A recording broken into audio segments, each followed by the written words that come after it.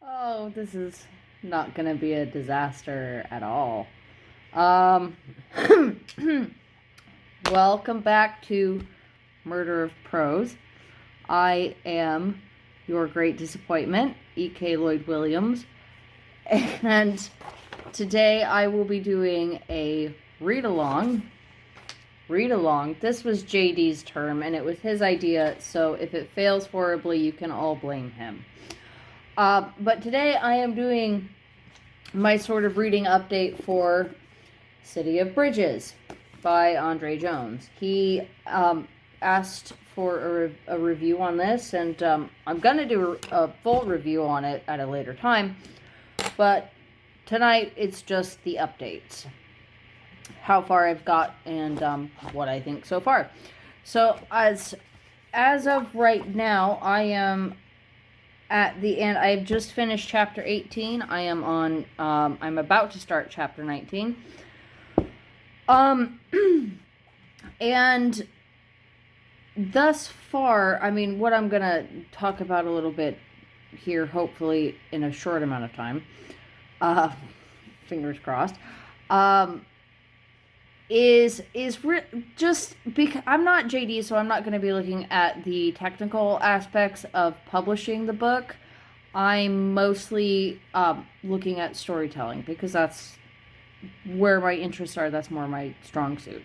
And as far as storytelling goes, like it is interesting. It is interesting, and I do enjoy what characters I've seen and encountered thus far. But this is a fantasy novel, and the trouble with fantasy novels is that there is a page floor, as it were.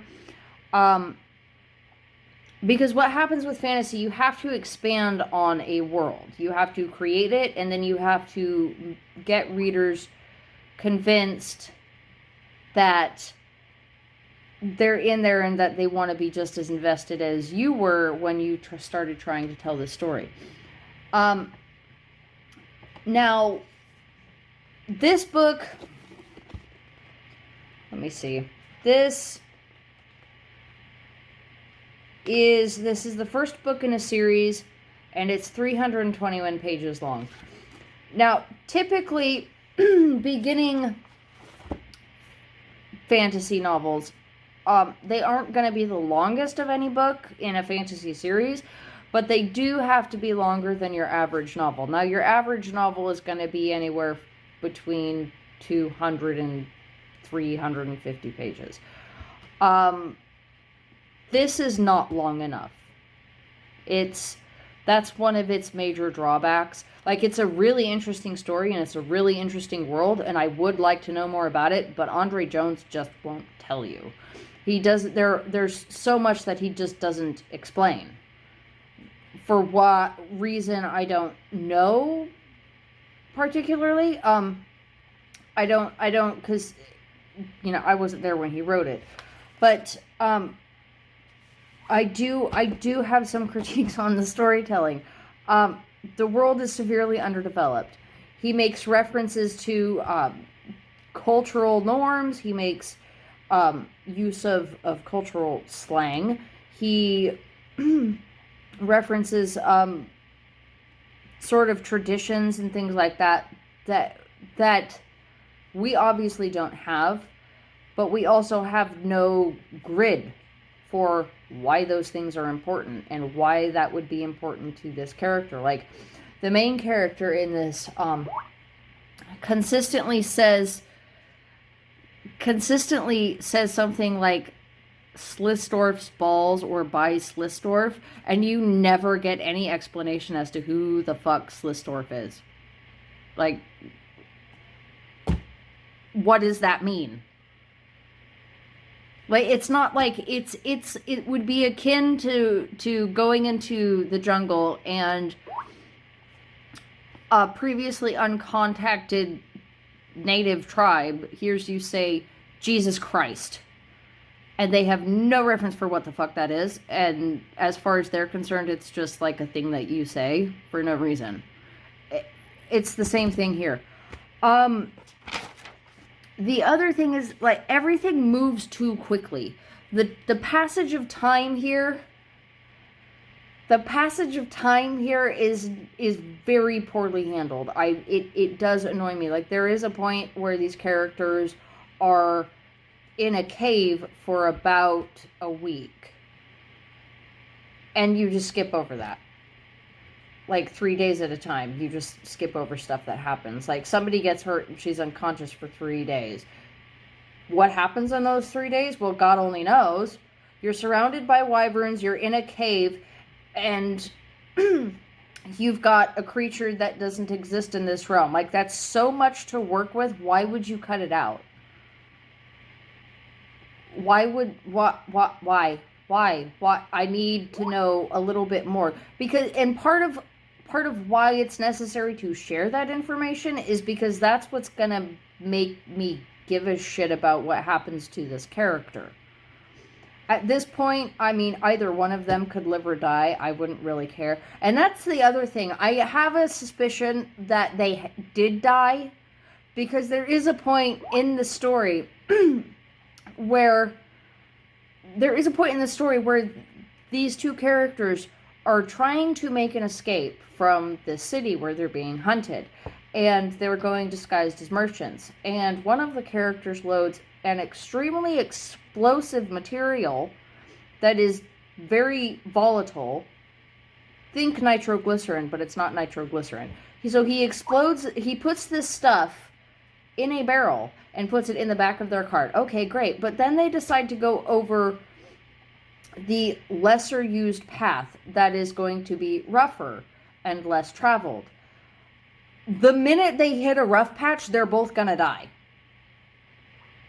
And that's one of the things that makes it not work very well as a story. Because if you're gonna do fantasy, or if you're gonna do any kind of world that isn't the one we already live in, there has to be an underlying kind of logic. There has to be an order that you follow. There has to be a rule. And there are certain things that do still apply in this world and in that one. So if you have an extremely volatile, combustible material that you don't want to manhandle, in this world, or in that one, maybe don't put it in the back of a cart to be taken over an extremely rough terrain that is apparently loaded with potholes and the road is shitty. Like, they both died a day into their journey, and we're probably just watching their ghosts. That was poor planning, I think.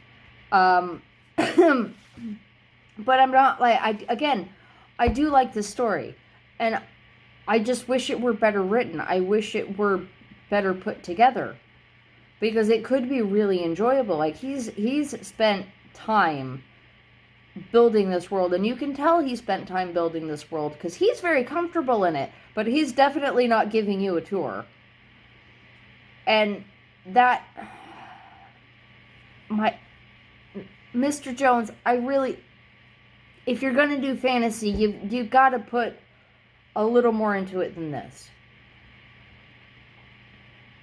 I have a host of questions and objections. Characters.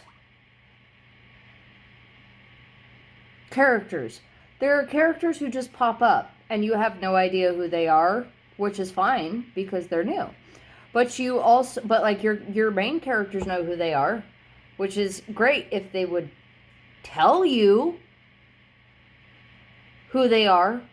Like, there's a character, Jade, who is apparently very close to the main character, Leonie. When you meet Jade, you have no idea who she is. You have no idea why she's important. You have no idea what her relationship with the main character is. You have no idea why the main character would show this kind of respect for this lady. You have no idea why this lady is employing her. Like, all of these things actually do need to be addressed in any story, not just fantasy. Like, you actually do have to give your characters, like, a sort of ground to stand on, especially as far as interpersonal relationships go. Dialogue could be better. My main objection to the dialogue is that it all reads like the cutscenes from a really bad video game. And I don't like that. And I don't like saying that. And I wish that was not a criticism that I could make, but it is. No. Some of these things, some of these events, some of these people they interact with, within the world as it's being presented to you, it doesn't make sense. Now, if it's a reasonable thing to happen within that world, you have to actually, like, give that reason. Because otherwise people just think you're kind of bouncing all over the place. And there's no real order, and you're just kind of, he rushes to the next scene. Like, you don't get any time for reflection, really. You don't get any time to get into the story or get into why. Like, there's mythology that he's thought up, and you can tell he's thought it up because, like, he talks about it a great deal, just even before chapter 19. There are 36 chapters in this book. So he's definitely put some thought into the world that he's created, but he's just not telling you. And it really does make it hard to read. Like, there was a whole section, especially if we're going to just be bouncing from action scene to action scene, like, there was, in the last couple of chapters, like, I just skipped over it, and then I felt kind of bad, and I went back and read it, and I honestly didn't miss anything. Like, at all. A book went missing. It's an important book, but, like, it's just, like, that's it. That's the only, for all the stuff that happened, it was just a book that went missing. That's it. That does kind of disappoint me, because I really did want to like this book. Like, it is an interesting storyline. It is an interesting plot, but it moves too quickly. There's no development of the characters. There's no reason for anyone to care about what happens to any of these people. I mean, so far, I've liked the Wyverns the best, and we've only had them for like 2 chapters. And they're gone now. And that's it. I'm sure they'll come back, but, like, you see my point. Like, it needs more. It isn't nearly long enough. It definitely needs more. It definitely could have been better built. And I don't know if Mr. Jones was just in a hurry, or if he didn't have anyone who regularly read fantasy who could say that to him. And I've read a fair amount of fantasy in my life, and I mean, I'm not a fantasy writer by trade, but these are the things that you need in a fantasy story to make it work. I am going to finish it, and depending on how it ends, I know how it ends because I always read the last page, but depending on the events that lead up to those last few pages, I may continue, but at this point, like, I'm kind of tempted to put it down and just kind of leave it where it is. But I'll be back in another week or so with another update. And in the meantime, I am your great disappointment, and I hope you are thoroughly disappointed. Good night.